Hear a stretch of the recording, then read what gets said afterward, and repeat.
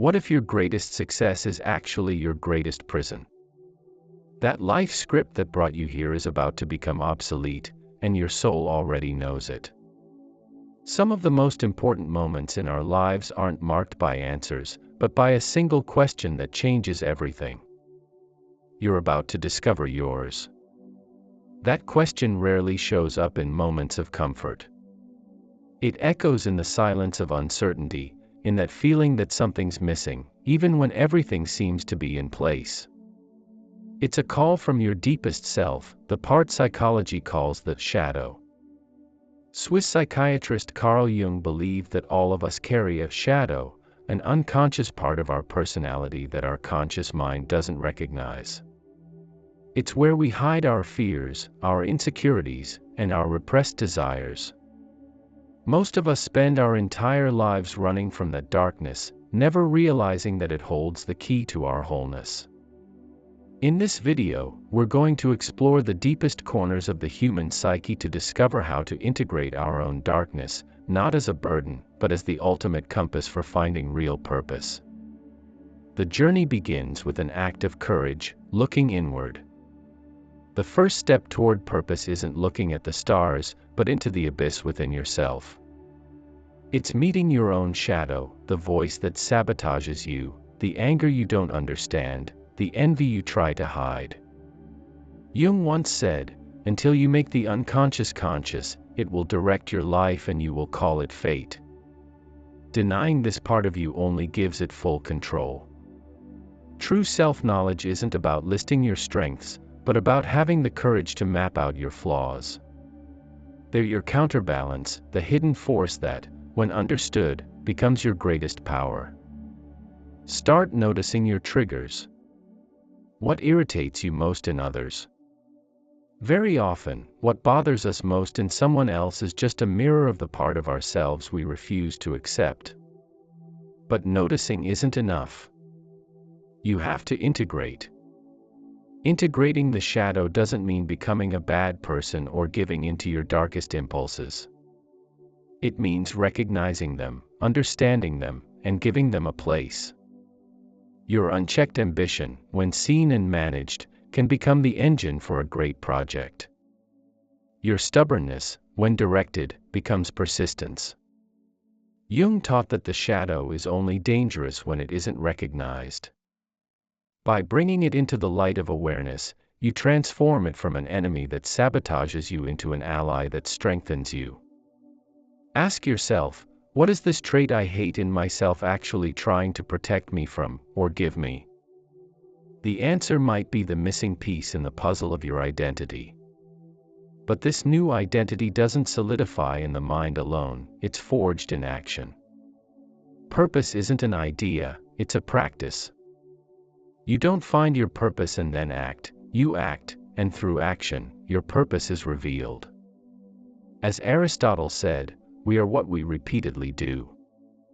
Excellence, then, is not an act, but a habit. If you want to be a writer, write. If you want to be brave, practice courage in small daily doses. The clarity you're searching for won't come from more reflection, but from more experimentation. Action heals fear and builds the bridge between who you are now and who you want to become. So ask yourself, what's the smallest action I can take today, right now, toward becoming the person I admire? Do it. Then do it again tomorrow. And in every action, you'll meet a gatekeeper, fear. Fear isn't a sign to stop, it's a sign you're on the right path. The purpose of your life often hides behind your greatest fear. Fear of failure. Fear of being judged. Fear of not being enough.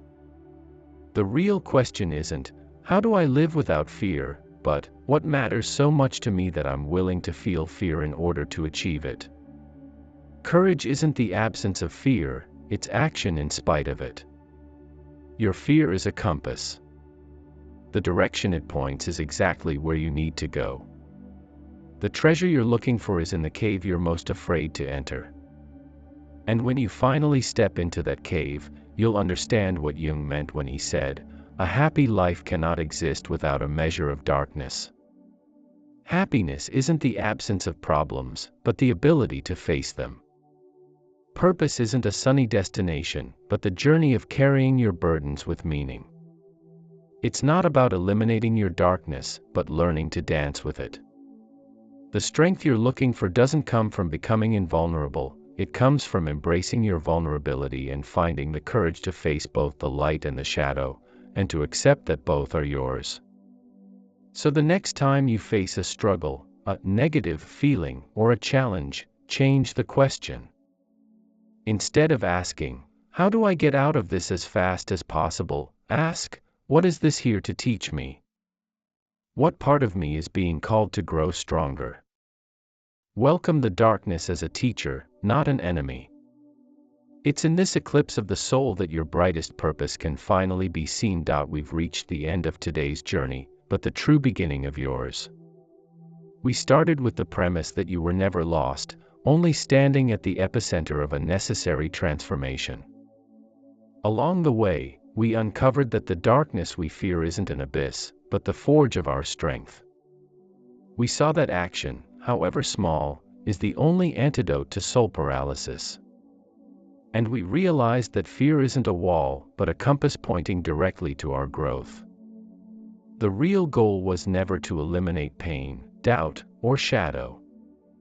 The purpose has always been to integrate them.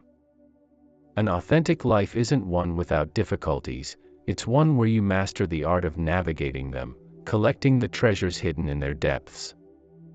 It's about ending the war against yourself and instead learning to dance with the duality of your existence, light and darkness, hand in hand. This is the path to becoming whole, not just good. Now, I'll leave you with one reflection. That shadow you avoid, that fear that paralyzes you, it has a name. And I invite you to share it, not with the world, but maybe with yourself, or here in the comments, as an act of recognition.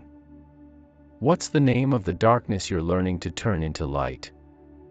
If this journey of introspection resonates with what your soul has been searching for, consider subscribing and turning on notifications. Together, we'll keep exploring the deepest territories of the human experience. And finally, remember this: you don't seek the light to escape the darkness. You seek the light so you can finally have the courage to see what lives within it.